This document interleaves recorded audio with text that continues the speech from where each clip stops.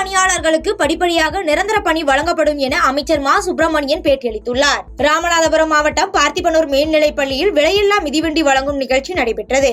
இதில் அமைச்சர் மா சுப்பிரமணியன், ராஜகண்ணப்பன் உள்ளிட்டோர் கலந்து கொண்டு 2268 மாணாக்கர்களுக்கு விலையில்லா மிதிவண்டியை வழங்கினார்கள்.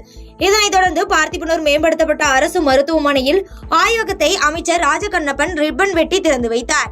பின்னர் ராமநாதபுரம் மாவட்டம் முழுவதும் செவிலியர் தங்கும் நிலையம், துணை சுகாதார நிலையம் உள்ளிட்ட 19 கட்டிடங்களை காணொலி வாயிலாக அமைச்சர் மா சுப்பிரமணியன் திறந்து வைத்தார். பின்னர் செய்தியாளர்கள் சந்திப்பில் பேசிய மா சுப்பிரமணியன், ஒப்பந்த பணியாளர்களுக்கு படிப்படியாக நிரந்தர பணி வழங்கப்படும் என்றும் தெரிவித்தார். எந்த ஒப்பந்த பணியாளர்கள் எந்த ஒப்பந்த பணியாளர் குறிப்பா சொல்லுங்க. எந்த ஒப்பந்த பணியாளரும் காலியா இல்லைங்க. எல்லாருக்குமே படிப்படியாக கொடுத்துருக்கிறோம். பொதுவாகவே எம்ஆர்பியில் இருந்து தேர்ந்தெடுக்கப்பட்டவர்களும் சரி, ஒப்பந்த பணியில் ஈடுபட்டிருந்தவர்களையும் சரி, படிப்படியாக பணி நிரந்தரம் செய்வதும் அவர்களுக்கு பணி ஆணைகள் தருவதுமான பணிகள் தொடர்ச்சியாக நடைபெற்றுக் கொண்டிருக்கிறது. திருச்சி அடுத்த திருவெரும்பூர் தொகுதியில் புதிதாக அமைக்கப்பட்ட கலைஞர் சிலையை காணொலி வாயிலாக முதலமைச்சர் மு.க. ஸ்டாலின் திறந்து வைத்தார். திருச்சி தெற்கு மாவட்ட திமுக சார்பில் திருவெரும்பூர் சட்டமன்ற தொகுதியில் கலைஞரின் 100ஆண்டு நினைவு நாளையொட்டி சிலை திறப்பு விழா பள்ளி கல்வித்துறை அமைச்சரும் மாவட்ட செயலாளருமான அன்பில் மகேஷ் பொய்யாமொழி தலைமையில் நடைபெற்றது. இதில் மறைந்த முன்னாள் முதல்வர் கலைஞரின் சிலையை காணொலி மூலமாக முதலமைச்சர் மு.க. ஸ்டாலின் திறந்து வைத்தார். இந்நிகழ்வில் மாநகர கழக செயலாளர் மதிவாணன், கிழக்கு சட்டமன்ற உறுப்பினர் இனிகோ இருதயராஜ், மணப்பாறை சட்டமன்ற உறுப்பினர் அப்துல் சமது உள்ளிட்டோர் கலந்து கொண்டனர். ஸ்ரீவில்லிபுத்தூரில் பிரசித்தி பெற்ற ஸ்ரீ ஆண்டாள் திருக்கோவிலில் திரு ஆடிப்புற தேர் திருவிழா வெகு விமர்சையாக நடைபெற்றது. விருதுநகர் மாவட்டம் ஸ்ரீவில்லிபுத்தூர் பிரசித்தி பெற்ற ஸ்ரீ ஆண்டாள் கோவிலில் ஆடிப்புற விழா கடந்த 30ஆம் தேதி கொடியேற்றத்துடன் துவங்கியது. இந்நிலையில் முக்கிய நாளான இன்று ஆடிப்புற தேரோட்டம் இன்று நடைபெற்றது.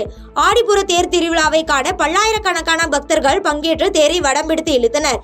தேரோட்டத்தில் பங்கேற்ற பக்தர்கள் கோவிந்தா கோவிந்தா என்ற கோஷத்துடன் வடம் பிடித்து 4 ரத வீதிகளின் வழியாக தேரை இழுத்தனர்.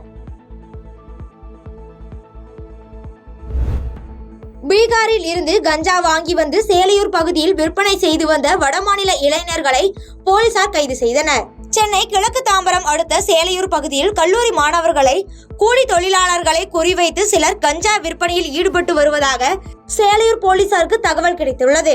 தகவலின் அடிப்படையில் ரோந்து பணியில் ஈடுபட்டு இருந்த போலீசார் அகரம் தென் பகுதியில் சந்தேகப்படுபடி நின்று கொண்டிருந்த வடமாநில இளைஞர்களை பிடித்து சோதனை செய்தனர். சோதனையில் அவர்களிடம் 2 கிலோ எடை கொண்ட கஞ்சா பொட்டலத்தை பறிமுதல் செய்தனர். இதனைத் தொடர்ந்து கஞ்சா விற்பனையில் ஈடுபட்டு வந்த பீகார் மாநிலத்தைச் சேர்ந்த 2 கைது செய்து நீதிமன்றத்தில் ஆஜர்படுத்தி சிறையில் அடைத்தனர். பாதகம் செய்பவரை கண்டால் நாம் பயங்கொள்ளலாகாது பாப்பா, மோதி மிதித்து விடு பாப்பா, அவர் முகத்தில் உமிழ்ந்து விடு பாப்பா. அண்மை செய்திகளை உடனுக்குடன் தெரிந்து கொள்ள இணைந்திருங்கள் இயம்நாடு தொலைக்காட்சியுடன்.